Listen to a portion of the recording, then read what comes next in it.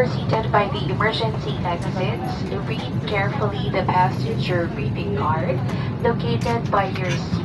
If you do not wish to perform the functions described, in case of an emergency, please ask your cabin crew to receive you.